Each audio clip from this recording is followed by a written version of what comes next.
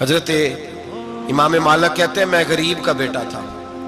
اکثر دین پڑھنے والے غریبوں کے بیٹے ہوتے ہیں. امیروں کے بچے ایف ایس سی پڑھتے ہیں, بی ایس سی پڑھتے ہیں, ٹیکنالوجی پڑھتے ہیں. غریبوں کے بچے دین پڑھتے ہیں اور پھر امیروں کو ممبریاں ملتی ہیں. غریبوں کے بچوں کو اللہ ممبر عطا فرماتا ہے, مصلی رسول اللہ دیتا ہے.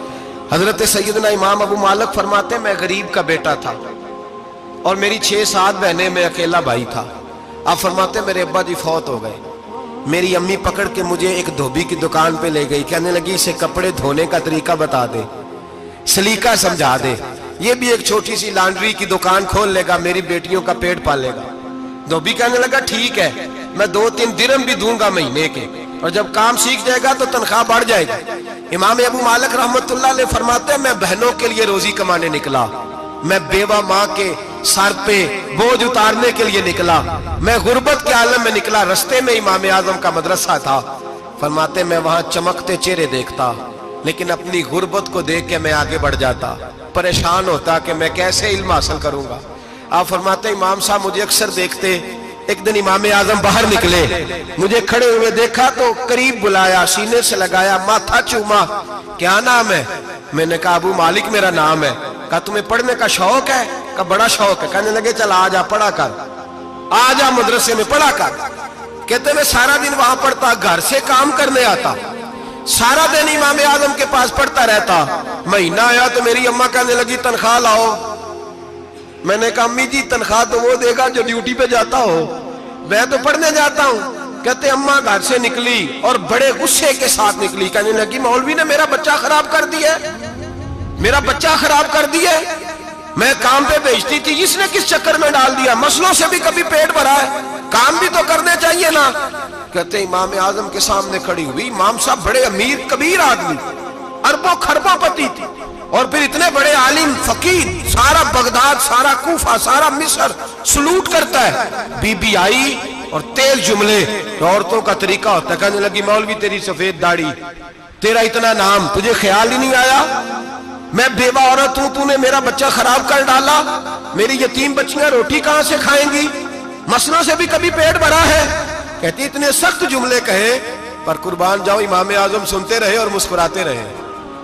کہنے لگے میری غلطی ہے, میری غلطی ہے, میری غلطی ہے. بی بی بھول گیا تھا, غلطی ہو گئی. بی بی کہتی رہی, امام صاحب سنتے رہے. جب غصہ اتر گیا تو کہنے لگے اماں تیرا غصہ اتر گیا ہے؟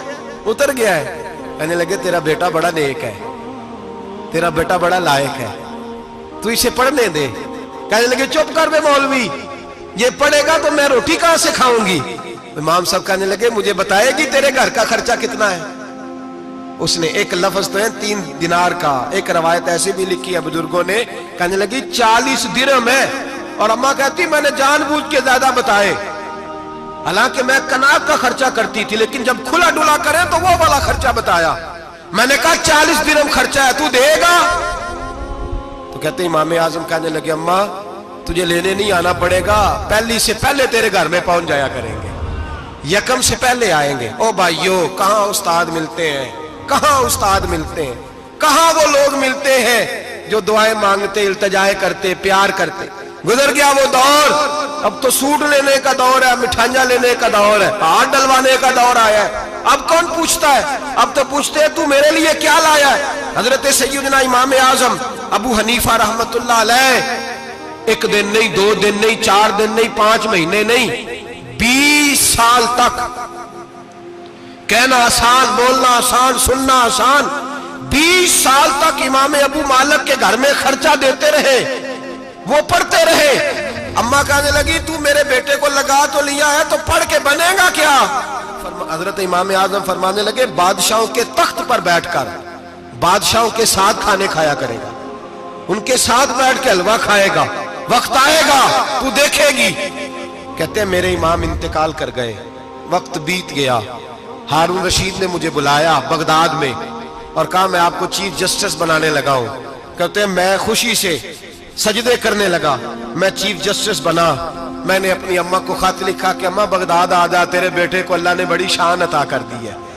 فرماتے ہیں ہارون رشید کی بیوی بڑی اولیاء کی, علماء کی بڑی فرما بردار تھی, محبت کرنے والی تھی. اس نے حلوہ بنا کے بھیجا, کھانا بنا کے بھیجا. हारून रशीद तख्त पे बैठ के खाने लगा तो कहने लगा इमाम साहब आप भी यहीं आ जाए मेरे साथ। कहते एक कोने में वो बैठ गया, एक में मैं बैठ गया, बीच में खाना रख लिया।